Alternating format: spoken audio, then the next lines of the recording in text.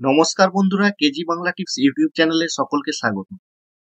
আজকে দেখাবো কিভাবে আধার কার্ডের অ্যাড্রেস পরিবর্তন করা যায়।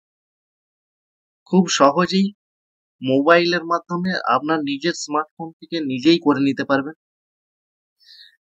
তো আপনি যদি সম্প্রতি বিবাহ সূত্রে বা কর্মসূত্রে নতুন জায়গায় শিফট হয়ে থাকেন আর এখন আধারের পুরাতন ঠিকানাটা বদলে নতুন ঠিকানা দিতে চান, তাহলে এই ভিডিওটি আজকে আপনার জন্য।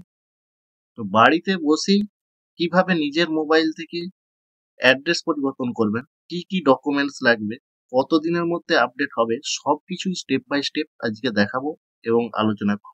ভিডিওটি শুরু থেকে শেষ পর্যন্ত দেখতে থাকুন, কোথাও স্কিপ না করে। চ্যানেলে যদি নতুন হয়ে থাকেন চ্যানেলটিকে সাবস্ক্রাইব করে দিন এবং পাশে থাকা বেল আইকনটি প্রেস করে দিন, যাতে এই ধরনের নতুন ভিডিও পেতে পারেন। চলুন শুরু করা যাক কিভাবে আধারের অ্যাড্রেস পরিবর্তন করা যায়।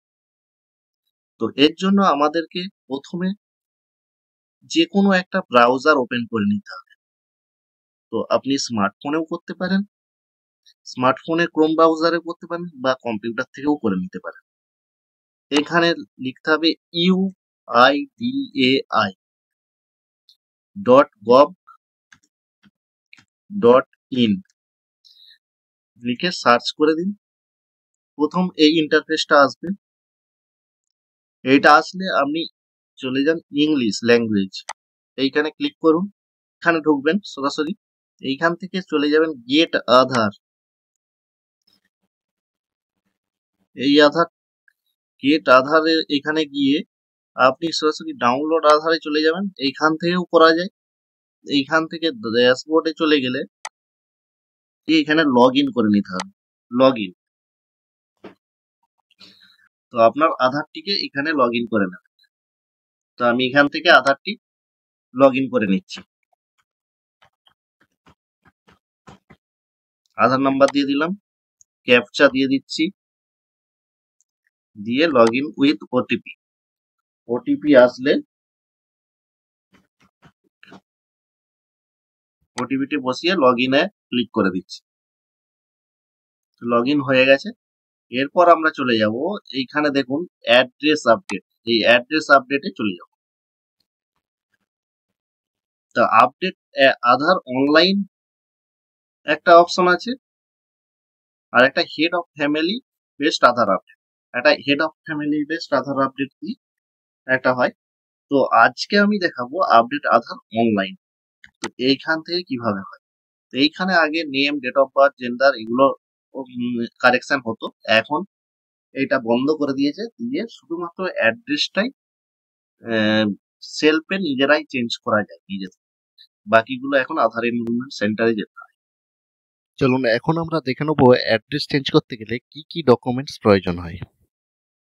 ডকুমেন্টস লাগবে এখানে, বিশেষ করে এখানে যে ডকুমেন্টস গুলো ভ্যালিড, যেগুলোতে অ্যাড্রেস খুব তাড়াতাড়ি আপডেট হয়, তার জন্য তো আপনার ভোটার আইডেন্টিটি কার্ড বা ই ভোটার আইডেন্টিটি কার্ড। এই ভোটার আইডেন্টিটি কার্ড দিয়ে যদি করা হয় তাহলে 4-5 দিনে মোটামুটি আপনার আধার আপডেট হয়ে যাবে।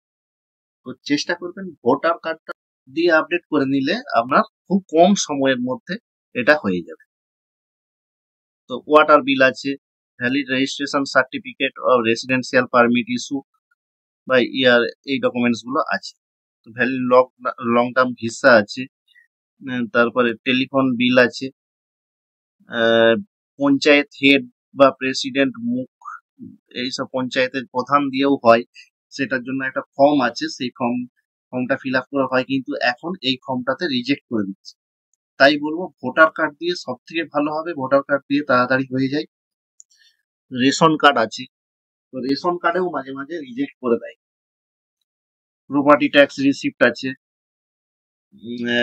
জব কার্ড আছে, medical insurance policy, Kisan photo passbook, Indian passport, gas connection bill, marriage certificate.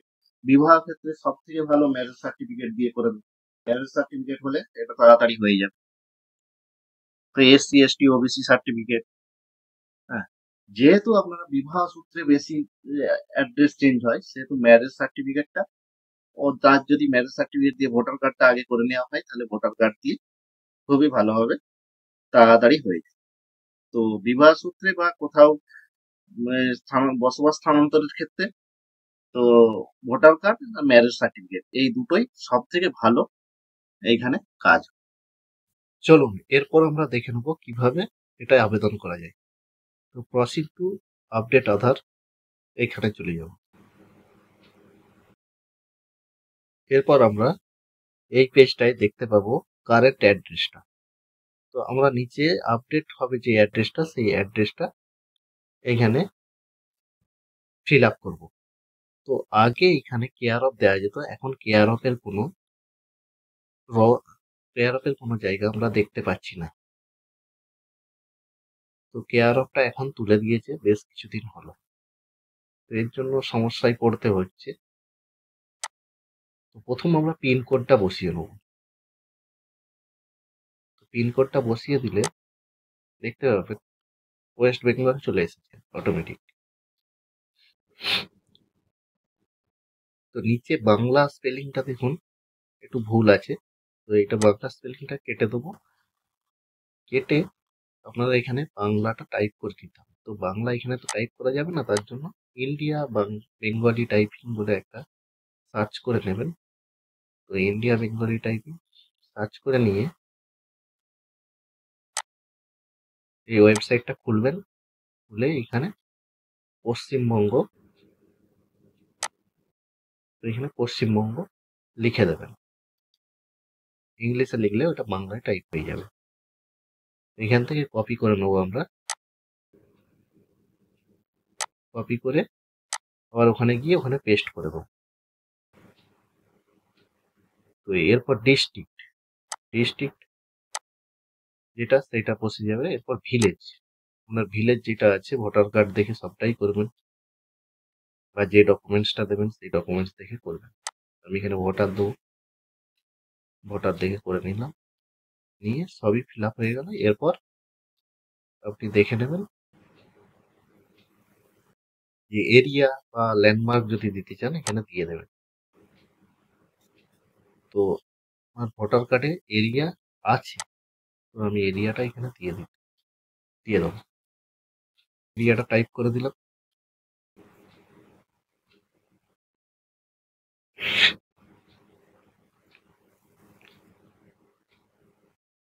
বাংলাটাও চলে এলো।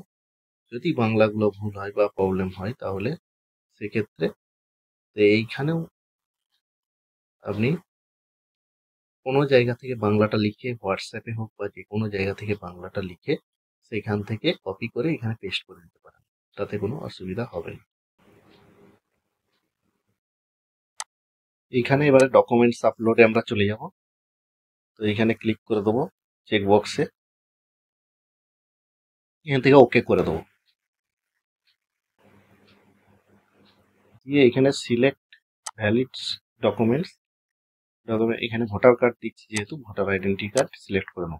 নিয়ে এখান থেকে ভোটার আইডেন্টি কার্ডটা আমার যেখানে স্ক্যান করা রয়েছে স্ক্যান ডকুমেন্টসটা আমি ফাইল থেকে নিয়ে এখানে একবার এখানে প্রিভিউ করে দেখে নেবো ভোটারটা ঠিক আছে কিনা। দিয়ে চেক বক্সে ক্লিক করতে হবে। দেখে নিয়ে এখানে চেক বক্সে ক্লিক করে তো এখানে কন্টিনিউ করে নিতে হবে। তো আরেকবার আমি দেখে নেবো ঠিক দিয়ে এসেছে কিনা। এরপর নেক্সট করে নেবো। তো এইখানে দেখুন একবার মিলিয়ে নেবো আমরা। এই পেজে কারেন্ট আপডেট ডাটাটা এখানে চলে এসেছে। তো এইখান থেকে দেখে নেবো সবকিছু ঠিকঠাক থাকলে আমরা এখানে চেক বক্সে ক্লিক করব। এটা এইখানটা আরেকবার দেখে নেবো ভোটারটা ঠিক আছে কিনা। তারপর নেক্সট করে দেবো। এখান থেকে নিলে এখান থেকে পেমেন্ট করতে পারবে। তো সরকারি চার্জ 50 টাকা এখান থেকে পেমেন্ট করতে হবে। তো পেমেন্টটা দুটো অপশন আছে, রজার পে থেকে আমরা করে দেবো। তো এইখানে পেমেন্টটা আপনারা কিউআর দিয়ে করতে পারেন। তো ইউপিআই এর মাধ্যমে কিউআর দিয়ে আমরা পেমেন্টটা করে নেবো, বা নেট ব্যাংকিং আদার্স আরও পেমেন্ট অপশন আছে, আমরা কিউআর এ পেমেন্টটা করে নেব। পেমেন্টটা হচ্ছে, তো পেমেন্ট সাকসেসফুল।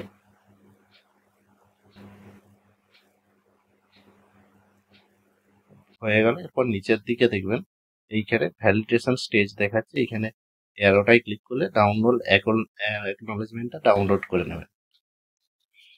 ডাউনলোড করে নিয়ে এখান থেকে প্রিন্ট আউট একটা বের করে নিতে পারি বা সেভ করে রেখে দেবো। পরবর্তী ক্ষেত্রে এই এসআর এর নাম্বারটা আমাদের কাজে লাগবে স্ট্যাটাস চেক করার জন্য।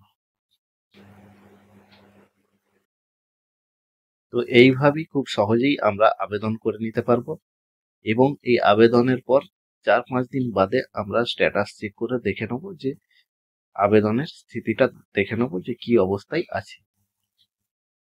4-5 দিন বাদে যদি আমাদের স্ট্যাটাস দেখিয়ে দেয় যে কমপ্লিট, তাহলে আমরা এখান থেকে প্রিন্ট আউট করে নিতে পারবো। আপনারা নিজেরাই নিজের স্মার্টফোন থেকে এইভাবেই আবেদন করে নিতে পারবেন। তো ভিডিওটি যদি ভালো লেগে থাকে ভিডিওটি লাইক করুন, কমেন্ট করুন এবং বন্ধুদের সাথে শেয়ার করুন। ধন্যবাদ।